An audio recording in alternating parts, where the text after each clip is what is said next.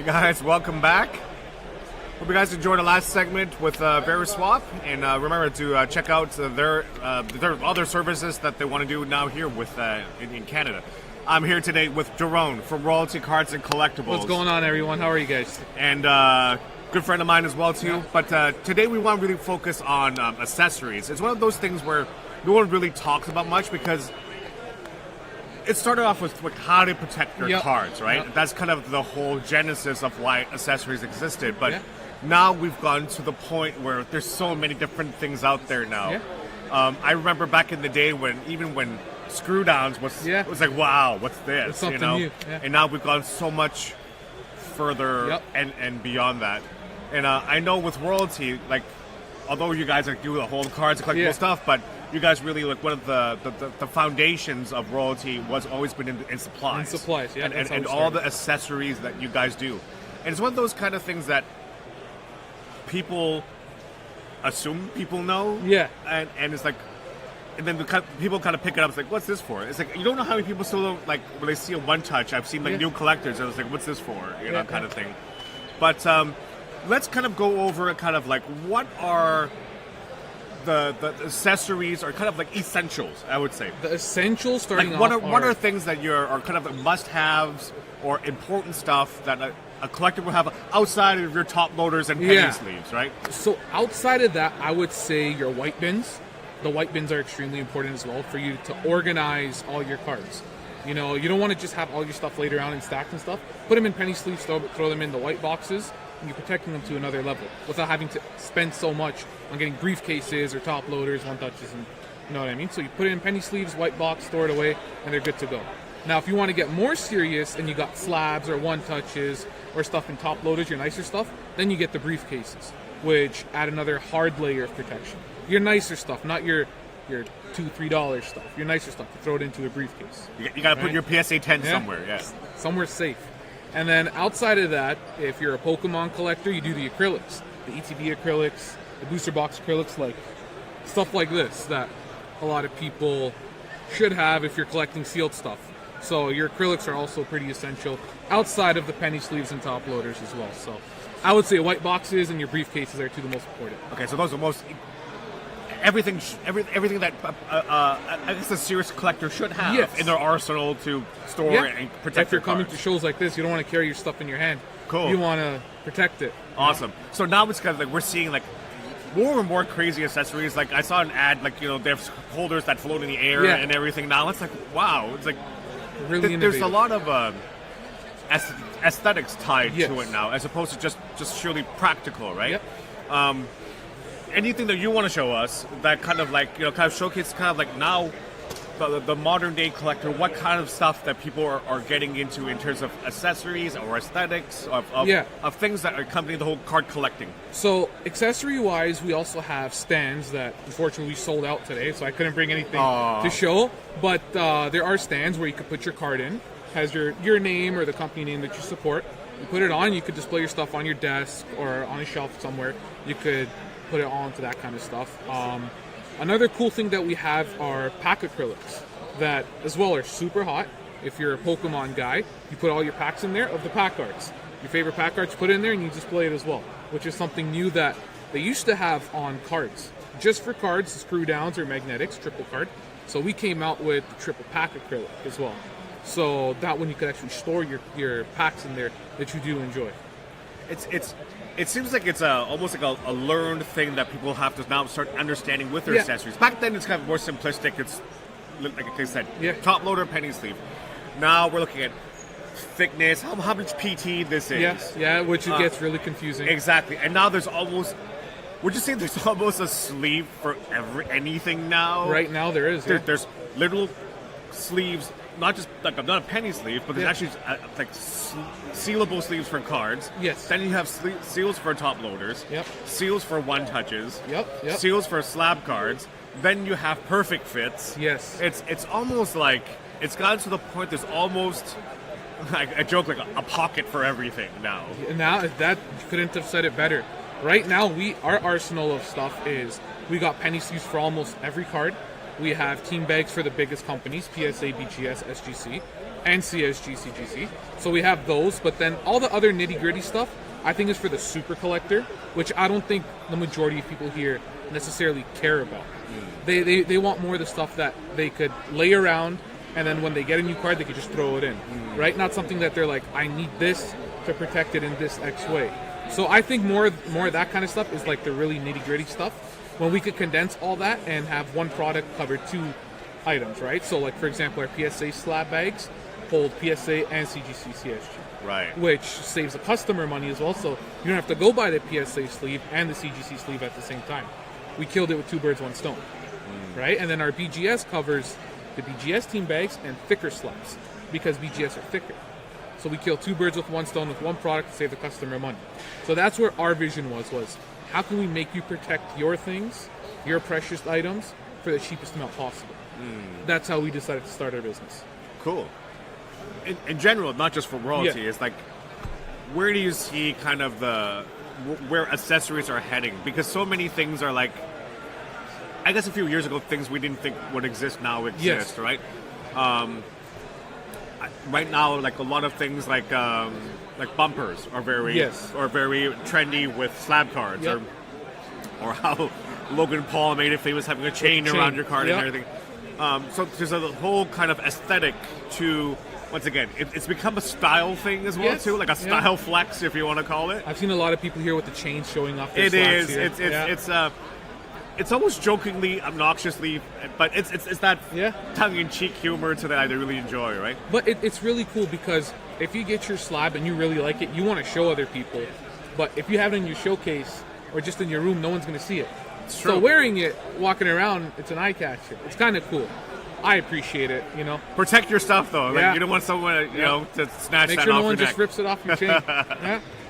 But where do you see in general right now, like, or things that you think maybe need to be made in the accessory world, or things that would be kind of cool to see in accessories? Because I think accessories are those topics that don't generally get talked about a lot, right?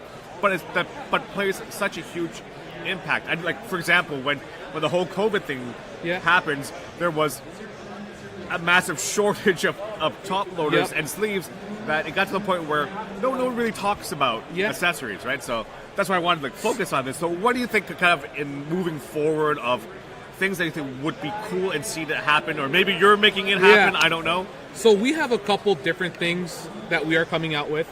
I don't want to release it right now, just because we haven't ironed out all the details for it, but it is in the works. But innovating in the accessory world is a little difficult, because we could think of everything that we've already created. Now it's just for us to get market research done. Ask questions, listen to customers. What do they want? We could come out with stuff that we believe is cool, but the end customer doesn't believe it's necessary to have. So innovating in different ways, for example, the floating stands, it's really cool and all, but how practical it is, I don't think it's super practical. No disrespect to the company makes it, but I was just like, when I actually use this, Which is a little different. Now, on the other hand, with just your one slab display, it's a little different. You're showcasing your one that you like. The floating one, yes, it's you're showing off the one you like, but how many other people care about it to be spinning, right? And it's also a threat if the magnet disconnects or something interferes with it and it drops, then now you're risking your card at the same time.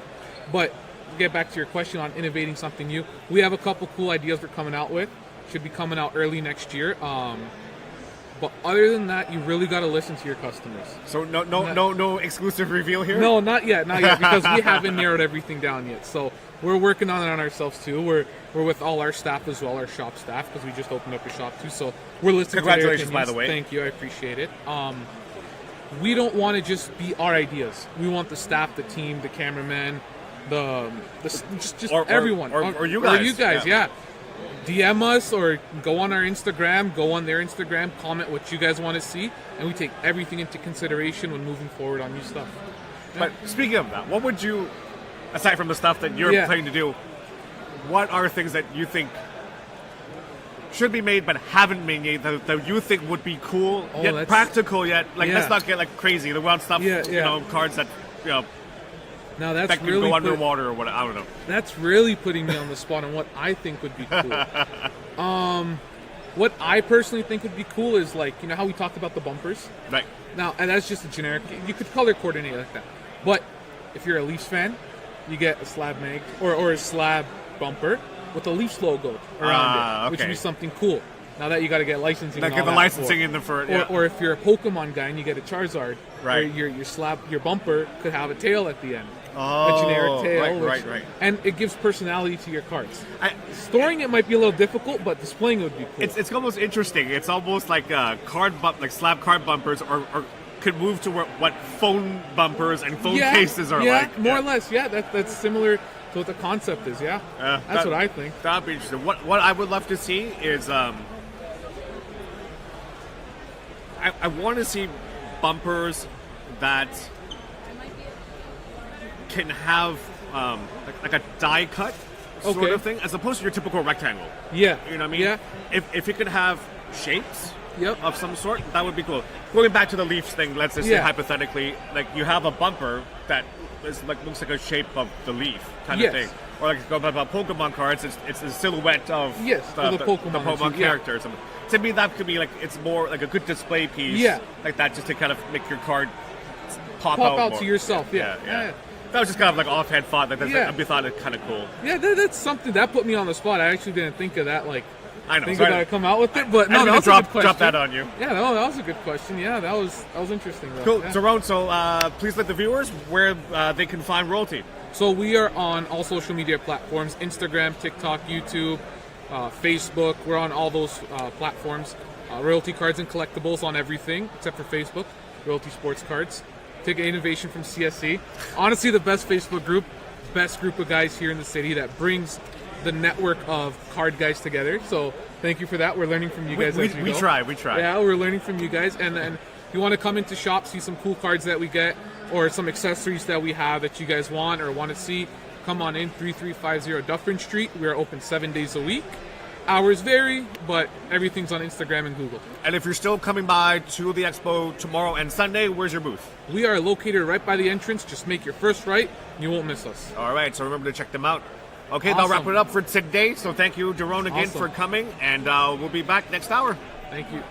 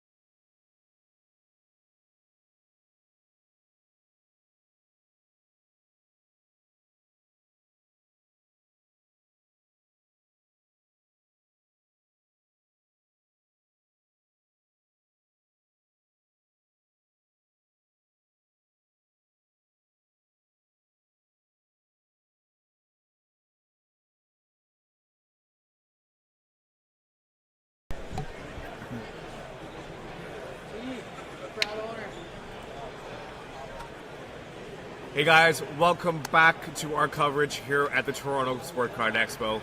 And today's something is we're going to talk about something near and dear to my heart. And we have Dave here from Kansan Games.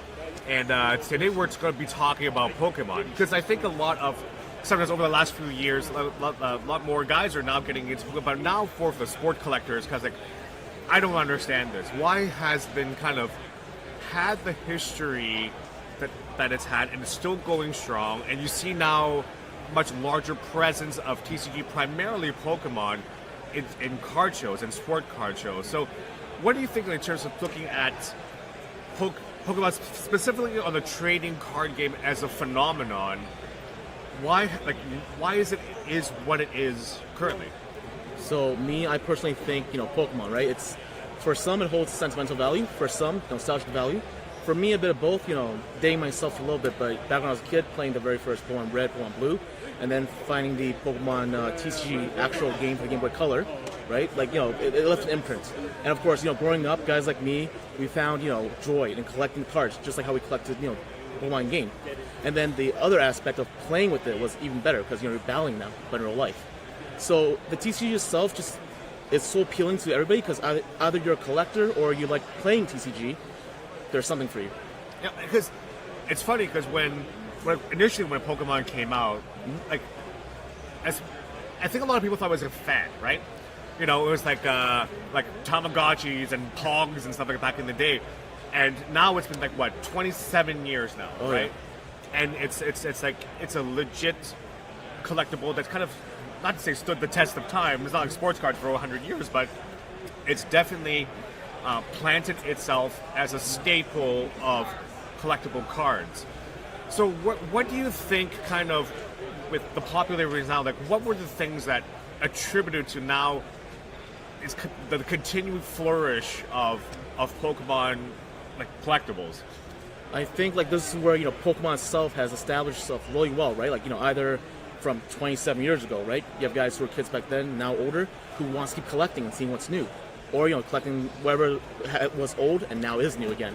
Reprinted cards. And for kids born way after, they're just amazed by how colorful the creatures are, the variety of creatures you can actually collect. Stuff like those, it's just built a really nice foundation. And, for, I guess, guys coming into it, for them it's there's so much to collect. Right. It's endless, right? Right. And the journey of, finding certain cards from different eras is a challenge that they enjoy. I think, especially over the last few years, so many celebrities and influencers have kind of attributed to. I guess it made the card market boom. Of course, there was the whole COVID boom in general, but you see a lot more people really getting back into it. Guys like Logan Paul and Steve Aoki and much and you saw a lot of YouTube channels, content just blow up as well too.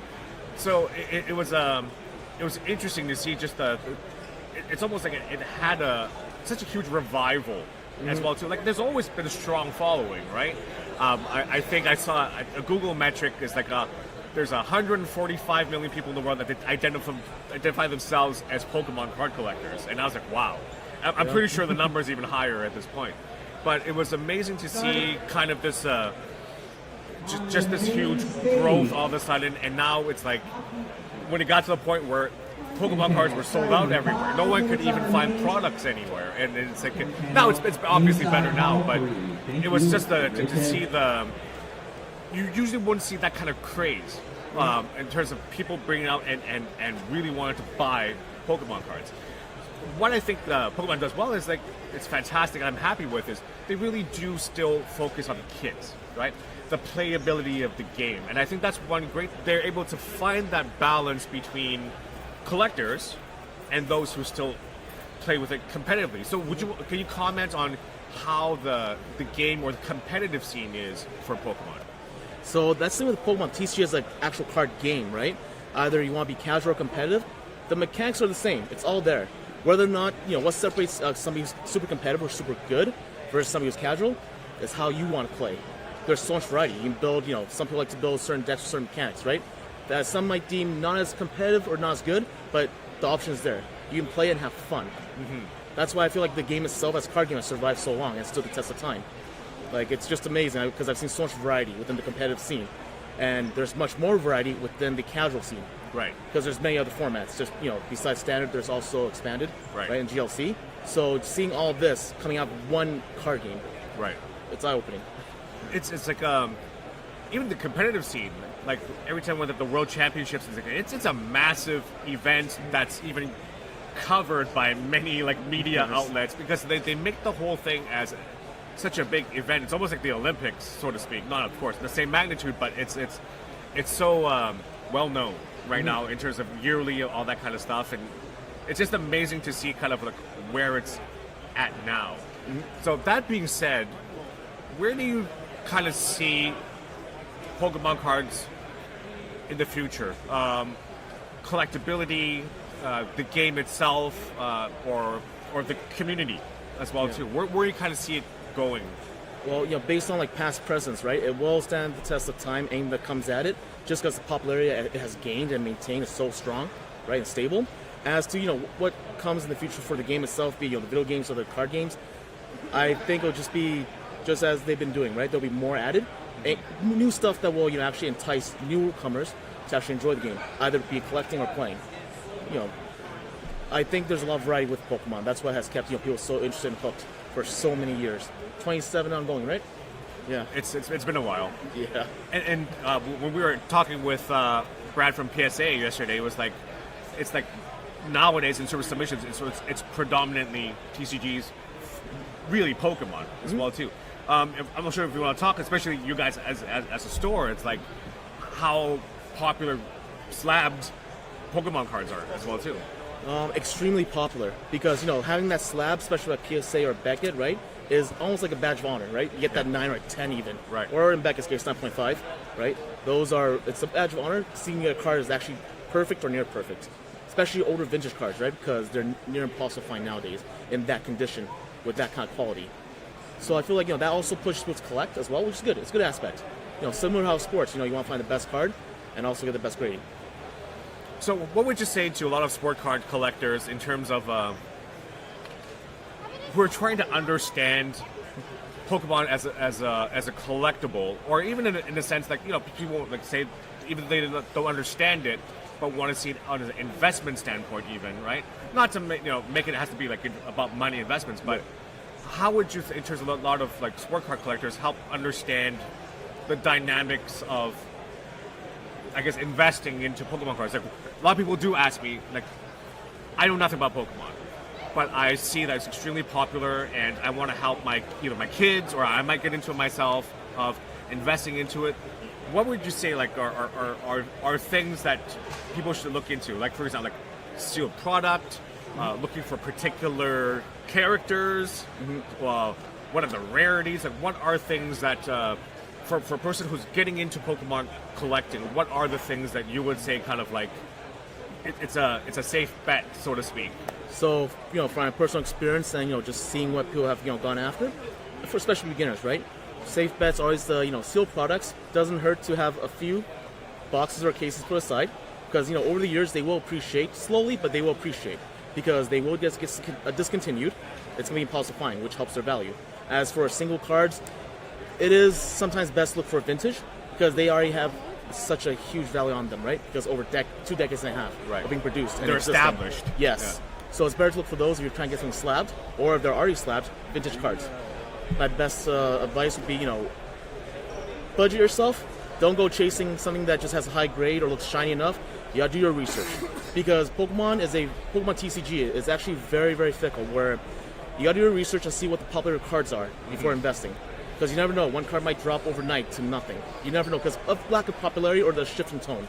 It happens, unfortunately. It's funny with I'm not sure you've seen that, but a lot of sports guys, like who are kind of oblivious to which are popular. Even they buy rare Charizards. Yeah. There we go. Like even those guys know Charizard, yeah. Pikachu, even right. Yeah. EVs or the evolutions, right? Yeah. That's amazing. So hopefully this is coming help a breakdown of kind of helping like a lot of sports collectors to understand that hey, Pokemon's here to stay. And we've definitely seen it every show. The community that's being built, it's like it's a thriving community, and it's a legit collectible. You know what I mean? And I'll be guilty of that early on. I kind of like brushed it off, disregarded. I wished I got into Pokemon earlier. It's kind of I started collecting when my son started to grow up, and it kind of like then I kind of got into it. You know, like he got me into playing Pokemon Go with him and all that kind of stuff. But yeah, it's a fun hobby, and definitely it's just a franchise that it's family friendly.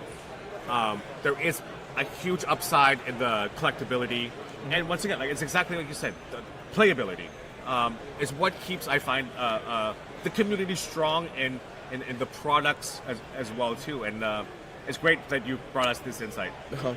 So, where can our folks find you on our socials or talk more about Kenzen? Yep, so we do have Instagram. You can follow us as Kenzen Games. We're located in Mississauga, 7070 St. Barbara Boulevard, right? Where you'll see us right there across from the LCBO. Yeah, please come on in. We host locals 4 days a week for Pokemon on Friday, Saturday, Sunday, and Mondays. You can check our schedule for any special events. Our website is constantly being updated 24/7. Awesome. Thanks, Dave. And tune in next. We're not done with TCGs. We're going to have Dolly's in our next hour to talk about Yu-Gi-Oh! And kind of what the appeal is that. So yes, Yu-Gi-Oh! and Pokemon are two different games. But yeah, so thank you very much. Hope that has been insightful on the whole Pokemon scene. All right, catch you later.